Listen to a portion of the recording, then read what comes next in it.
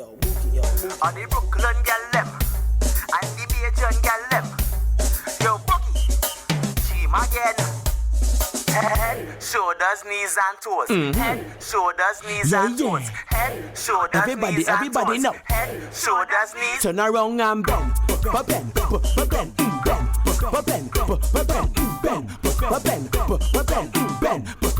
Wind to the ground and bend.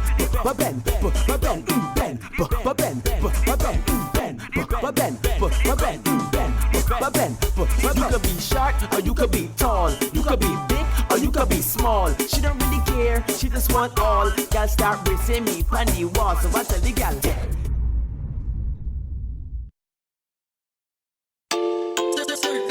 How was last night? Last night was good. Last night was a vibe. It was the first night, so it was cool getting to know everybody, getting to wind up on some of the women, test out the waistline, and see if some of them stiff, some of them loose. See, you know. Carnival Bay, I'm feeling her a little bit. Yeah. One thing about the club yesterday, and I had to ask about it in the car. We got like a little space in the club, and then they brought over a bottle of some nasty tasting rum. Like, I don't know what that was. That was some Junkrabati. John Crow Batty. John Crow is the name Jamaicans have given to the local turkey vultures, and Batty means posterior. If your rum tastes like John Crow Batty, you must have the stomach as strong as a vulture in order to drink it. What that was some Junkrabati. Ugh. Anyway, like as the bottle of rum opened, a few girls like came over to the table and they started picking up cups, but I just thought, oh, so now we're partying and we're partying. And I got into the car and I realized that they didn't really hang around us too much, and you know, they came, got a drink and left. And I asked about it in the car. They were like, yeah, it's a Miami thing. Like as you open a bottle, the girls swarm. I thought it was so weird. I thought that was so strange. Oh my gosh, we get a bottle and everybody like swarms to the table and wants to have a drink. Like we're like, yeah, that's just kind of how it is. Like, it's normal. Rather drink water. I'd rather swallow my spit than look so needy. I'm very protective of my space, very protective of my friends. So I was kind of looking at that yesterday, like, who are you? Anyway, I'm not buffing nobody, but I just thought it was so strange. So you kind of feel like territorial, like, okay, like we have a bond, like, and like, no, you can't sit with us type of thing. And the music was, I'm not used to going out anymore. The music was so loud. One little man come talk to me and I agreed for something and I don't know what it was. I was just like, yeah. And he's like, really? And I was like, yeah. And then he walked off like smiling and I was like, oh shit. What did I just agree to? Well, Marissa, the type, she's gonna let me have my fun, but she's gonna get mad and walk away. For instance, last night we're at Rum Jungle. She doesn't dance like how I dance yet, and so I'm telling her, like, you're going a little too hard. She's like, okay, go dance with them other girls then. I'm like, I don't want to dance with them other girls. If I wanted to dance with other girls, I would have went and danced, but she's like, go dance with the other girls, no. And then she just storms off and walk away, and I'm just like, what? So, I don't know. She's a different case sometimes. Hey, I'm single for a reason, not here for the couple drama. They're the couple, so nah, it's carnival. This is what we're about. Like, keep moving, wine on the next girl. If a female is there, she wine on the next man. This is what we're about. It's our culture, it's our love. There's no hard feelings to it. So if she's whining, I'm sorry, but I'm gonna slide my foot to the right a little bit and whine back. So that's it. Knowing that this experience is a blessing and this is something brand new to me and brand new to everybody, and I think that there's so much potential for this to go somewhere big, and we are literally the beginning of that.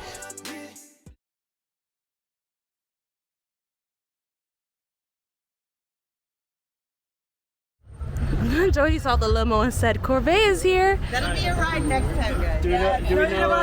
Jody made the comment. She's like, that's Corvée. Corvée's here, guys. Everybody get ready. Does anyone know where Corvée is? Where's Corvée? Imagine though. Where's Corvée? Imagine when she walked out. How do we feel? As Road Ready travels the world experiencing all the fun and bacchanal that Carnival has to offer, it's also extremely important for us to use this global platform to give our viewers a deeper look into the rich history and culture of the communities we visit. Great people have paved the way for us all to enjoy the Carnival freedoms on the road today. We also want to use our voices to make a difference in these communities. So we will also highlight great local organizations and causes that truly serve those in need. We are in downtown Orlando. There's so much more to Orlando than the theme parks. So I'm here with Erica Dunlap, former Miss America, and she's going to tell us a little bit about what we're doing today. Erica, welcome. Welcome to my city. Welcome to Orlando. As you said, there's so much more than just the theme parks, and you're in the heart of Orlando right now. This is the Paramore Historic District, and there's a lot to know about this area, but I'm going to take you around to show you a little bit more about Orlando. We'll start at Division Street and kind of work our way back over to this area. So let's go and see a little bit more of what Orlando has to offer.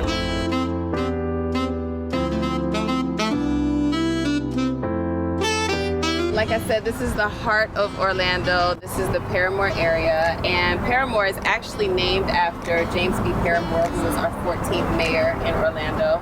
This area is significant because this was essentially where all of the black people really were allowed to live and work. And so many of our schools and churches and restaurants were in this very area. To that point, this building is actually the Wells-Built Museum, but Dr. Monroe Wells, James Monroe Wells, was the first doctor to purchase homes that were allowed to be safe havens for blacks to visit when they came through Orlando. So many of the towns around our area were called sundown towns, where essentially you weren't allowed to be in the city as a black person at sundown. So you needed to find somewhere to be.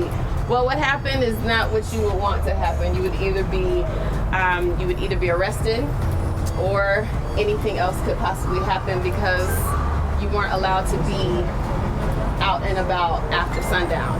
This place was actually a hotel, casino, and an entertainment spot where black people were able to come. It was registered on the Green Book. Did you guys see the movie The Green Book? You may have seen it, and if you don't know about it, find out a little bit more about the Green Book, because that was a registry that allowed for black people to travel safely throughout the country. So we're standing right here at Division and South Street, and Division denotes where the division of black and white Orlando. That's why it's called. So somebody has proposed changing the name of the street? They proposed changing the name, and there's a group that wants to change it to Unity Street. But personally, I feel like it's a part of the history, so we can't erase history. Well, that's true too. Either. No, you can't erase history, but still, like, you know, a better connotation or something noting like, oh, Division Street, now Unity Street. This is what we're doing now in the city to unify the people. And you're not wrong. But it is what it is. And a lot of people don't recognize Orlando as being a part of the South. But we're in the South. We're very much in the South. So there are places where you can still get Southern hospitality and people are nice and friendly, but the truth is that there has always been a demarcation of white Orlando and black Orlando. So we have the soccer stadium, the Exploria Stadium, which of course brings in millions of dollars and hundreds of thousands of tourists every single year to come and see not only soccer matches but other events that happen there. We have the Amway Center, which is where the Orlando Magic play, and any other major artists would come and perform at this location. But right across the street, you have dilapidated buildings and apartments that haven't really been taken care of. So there's a challenge there that needs to be fixed. And so hopefully in the coming years, we'll have the right type of leadership to be able to build what we need to have built for our black economy to be thriving again. This historic hotel, that is now an African American museum, once was the epicenter for the black community in Paramore and hosted some of the greats like Ella Fitzgerald, Count Basie, and Ray Charles, just to name a few. It was listed as a safe haven in the infamous Green Book for African Americans in sundown towns. Erica educated us on the importance of our history, where we have come and where we are going, pointing out figures in the Orlando community that have paved the way, one of which looks really familiar. It was such an honor to get a deeper understanding of the cultural significance of Orlando. I would encourage everyone to stop by the Wells-Built Museum in the historical Paramore district of Orlando. went from black people not being able to walk on the road to this weekend we're able to parade on the road. And I think that really, like, it kind of means a little bit more now. I mean, you know? It's huge. That's how it started. Yeah, I got They were making fun of their like slave owners, and they were copying and mimicking them, and Martha tried to revel. Yeah. Oh, okay. And masquerade because the like French had big masquerade. You know, you surprise me all the time. This is our history. It's Caribbean history. Yeah. You know what? So it shouldn't be weird for me, because there's so many white Jamaicans or Asian or Chinese Jamaicans or Indian Jamaicans, right? And so, but it's still shocking to see because it's not your everyday thing. So it always, to this moment, it still catches me off guard when she opens her mouth and Megan has like this accent, and I'm like, what the hell? Like, where did you get it from? Like, and then even today, I almost felt a little embarrassed because Megan knew more about some of our history than I knew. And again, there are reasons why, like she said in St. Thomas, to graduate, you had to take Caribbean history. In Canada, they don't give a shit about Canadian or Caribbean history, right? They never make that mandatory. But it almost wanted me to like pick up a book. It was moving. Like, I'm not really a person who cries. I am a passionate person, but I actually cried today in the museum. I don't even know what went through me, but it reminded me of kind of what we're doing and why we're here. And I'm really glad to be a voice and an advocate for what's happening, because I think people always see one-sided, and then to hear it from another voice is like, yeah, it's moving. As a mom, as someone who's born in the Caribbean, raised in the Caribbean, it's powerful. We take Caribbean history, we take VI history, and then to come see it in another city and watch the artifacts in front of you, it's moving. Learned a lot. It's crazy. I live in Orlando and I didn't know half of the stuff that was really going on. Like, so we definitely learned a lot. So now we've come over to one of the jewels of downtown Orlando. I like to consider it as one of our best kept secrets because it is helping people to learn more about the history of our agricultural history, but also planting seeds to sow forward. So we're at Infinite Zion Farms at the South Street Farm, and we're gonna go in and see what Mr. Ray has going on here. Mr. Ray Worthen, everybody, is a 5th generation farmer, and he is very well educated and well versed in all things that have to do with farm life and agriculture, and he is bringing some really cool things back into the forefront of Orlando. So tell us a little bit about Infinite Zion Farms. Oh yes, thank you all for joining us today. This is Ray Worthen, Infinite Zion Farms. We started in a 20-acre farm in Apopka, and we grew and grew and grew to moving downtown to the city of Orlando on one of the largest food deserts in Central Florida. Tell me a little bit more about what is a food desert. Yeah, the food desert is pretty much when the population doesn't have enough food to feed itself, or there are no grocery stores within a 5-mile radius. And as you can see from around here, there's nothing. Not even the convenience stores here have produce, and the convenience stores. I wrote to all of them myself, and that's the owners that they want to start selling produce. So what we've done here, this 0.3-acre garden, which is owned by the city of Orlando, they allowed us to build out, produces about 500 pounds of produce a month. And soon we're going to be producing about 2,000 pounds a month with the new solar-powered aeroponics system. That's the solar panel you see right behind us here. We're going to start building that out to build a 4.6 kilowatt system to have this whole property off the grid. And then we're going into going green with carbon sequestration.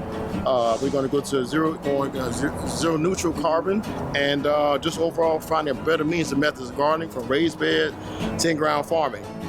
Yeah, being a native Floridian, my history dates back to the days of the pharaohs. For those who didn't know, I'm a paternal descendant of Pharaoh Ramses III. So direct paternal. So, and I have to look Pharaoh Ramses III up, and he was known for farming and gardening. So whoever known, thousands of years later, I'm doing the same thing my ancestors did. My goal one day is to have that sign changed to Unity Way or Zion's Way, because Division Avenue, unfortunately, still stands for, as you all see, the haves and have-nots. It's an immediate contrast difference, and it's unfortunate. And I want to bring a whole different light, besides all the crime that's happening here. Now we have a partnership with the United Nations. So now this garden is a part of a national study, and now we're a part of the United Nations as well. So that's how far we've come in 3 years. We've done this in 3 years. If you all are here on Taco Tuesday night, Nico, y'all know she was just here. We have Taco Tuesdays. I love a taco. We have attraction. Oh my gosh, today was amazing. Yeah, I think today was a great way for us to introduce that part of Road Ready that people maybe weren't expecting on the show. But just thinking about where this segment can go, like when we take the show to the Caribbean, oh my goodness, I just, my mind is running already. I'm so excited to see what we're gonna do with it.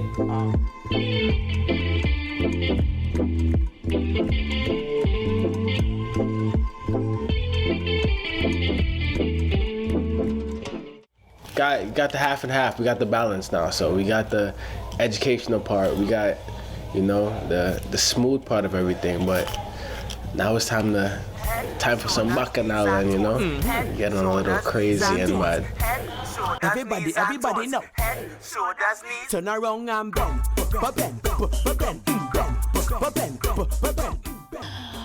Okay, we're gonna do this. Yeah, we're gonna put it out there. You know what? I've heard that Corvea is a little high maintenance, and I'm very interested to see how that meshes with the other personalities, especially since she hasn't gotten here yet. So she'll kind of be the new face since everyone has already vibed a bit. So I'm interested to see how that goes. I'm looking forward to meeting Corvea. I think she's gonna be a real little firecracker, and I really don't want to mess with her.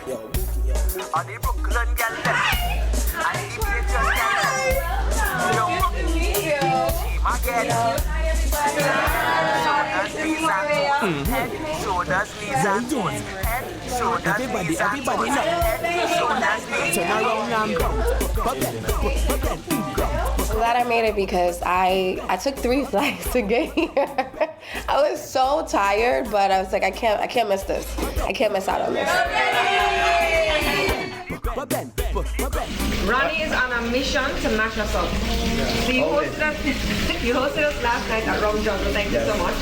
And today we're here at lunch, okay? And so we're having a little drinky poo now. Right. And then there's more drinky poos later. What's happening later? I'm fed.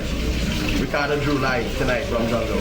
Okay, alright, so I need to fill my belly, but not with too many drinky poos. Right. I may need some lunch. So we're gonna go inside, we're gonna have some lunch, we're gonna re-up, and we're gonna get ready because tonight's gonna be hot. That's after fed. Yeah, that's after that. I like that. Alright guys, let's go on in, let's take a look at the menu and let's take a drink by the bar up. Head, shoulders, knees and toes. Head, shoulders, knees and toes. Head, shoulders, knees and toes. Corvea is here. Corvea never been to Carnival before, so I'm very interested to see if she's gonna be stiff. I'm not gonna lie. We're speaking about Marsha Montana. I don't know if you heard from that side of the table, like shot her a look when she was like, who's that? So Corvea's never done a Caribbean carnival before, and I just kind of want you to tell her like what to expect. This is going to be so exciting for her because I think seeing Carnival through, you know, a new set of eyes, or I don't know if you remember your first time of Carnival. Everybody's first Erica is Caribbean, and she's not, but she just is Jamaican by infusion. I just wanted. She always supports. She's at every. She knows all of it. So tell Corvea what to expect. You don't know what to expect, right? No, well, one thing I'll tell you about Carnival, right? As a Trinidadian born and raised. Okay. It's a time to just let yourself free. Okay. You don't worry about being judged. Don't worry about nothing in life. No wonder this has never been You know? So you are who you are. You want to throw your left hand before your right hand? That's what you do. Okay. You throw it together? That's what you do. Nobody's here to judge you. You're here to have a good time for yourself. Okay. That's how Carnival really is. I have a question, though. And then now, you can't come in a carnival meeting a long time. Body No jeans. No jeans allowed. After today, no. I can't circle jeans. Okay, No. so I will I'll make sure tonight, Ronnie. I think you were throwing words at me because I did have on my one jeans. I never wear jeans in it. Last time, we'll go wear my jeans. So I will be okay. I will and have you on. lied to me. Yeah. So you were putting on shorts. Did I lie to you? Yes, you did. But I have a question. So I was consulting, like, what should I bring? And Batty rider. But they said a shower cap. Yeah, I wanted a shower cap. For Juve. To protect your hair. What are we protecting the hair from? Paint. Potentially water paints. Oh my god. Yes, honey. I spent some honey. Does that come off? No. Does that come off? I would say take it off and then just wrap your head real quick and then put it back on Sunday morning. Oh my god. Yes, I agree. Then I read that you have to bring shoes that you're willing to throw away. Absolutely. You why? Yes. You'll see after. Matter your religion, But doesn't thank matter you your for race, the it doesn't warm matter if you're a newbie. We are here to welcome you, to show you, and get your batty ride out. That's short. But tonight we're going to There's proceed. your batty ride out, your spirit, and your shower cap, and we're gonna have a great time. Okay. This is like midway through Juve. That's midway. You know what? I'm gonna be honest with you. Before I got here, I was trying to listen to soca music on the flight to try to like get in the vibe. I couldn't do it for more than 5 minutes. So I'm hoping that tonight I can catch a vibe, you know? I'm really wanting to hear some reggaeton. Like in the room, I'm like playing reggaeton and I'm like, no. We're gonna be in this. But soca music is not something I'm familiar with, so I just gotta catch a vibe and hopefully I can dance to it. Corvea just got here today, so she's Spanish also. Like I noticed this spicy flavor there, so I'm waiting to like take her out, get some drinks, see what happens. She's, Caribbean, but not, living in the Caribbean. So it's interesting to now see her in a Caribbean carnival for the first time. So I'm actually excited to see it through her eyes, but be like, come girl, let's really do carnival right. She has a really big head. But I'm not gonna talk about big heads because I know my head is not small. But she's like so slim and she has a big head and then she smiles and it's like a megawatt smile. But you know what? She was not as troublesome or as diva-ish as I thought she was gonna be. So she's actually one of the first girls ready. And she's been really sweet to me, really nice. So, it's so funny. I judged a book by the cover, and I keep telling my kids don't do that, and I definitely judge a book by the cover. But I only started to read the first couple pages, so for astronauts. She was cool. It was a little different though because we all been here for a day already, so I feel like everybody gained a little connection. And then she kind of just came in. I felt like she was real shy or like kind of standoffish, but it's alright. We gonna get that out. And Are you gonna get that out? we gonna see. We gotta read the personalities, man. Get a drink or two, people free up a little bit. So we gotta do that. So this is the plan. We gotta test out the waistlines. We gotta resample the ones from yesterday. We gotta test out Corvea. And then we gotta make everybody get lit tonight because the energy needs to be up. On the next Road Ready. Marissa's a sweet, beautiful girl. Her boyfriend is fine. You guys are a couple? Okay, cool. Oh, you didn't know?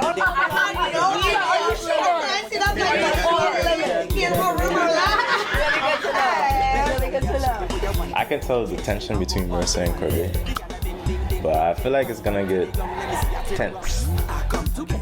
I felt like I got a lot of like female action today. That was fun. I don't mind men or women. The dancing. I wasn't ready for that. You're actually doing the do with clothes on. You never expect like the smaller guy to be able to pick up like the 200, 300 pound woman. Good for Fresh. Good for Carrie. Good for them. I don't know how these people drink so much rum. My gosh, man. you know, when people drink, things get said. So.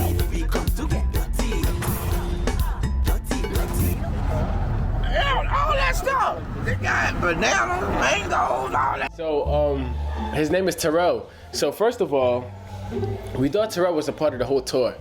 So when we first got there, so we had following him around the damn town. He took us to the liquor store and everything.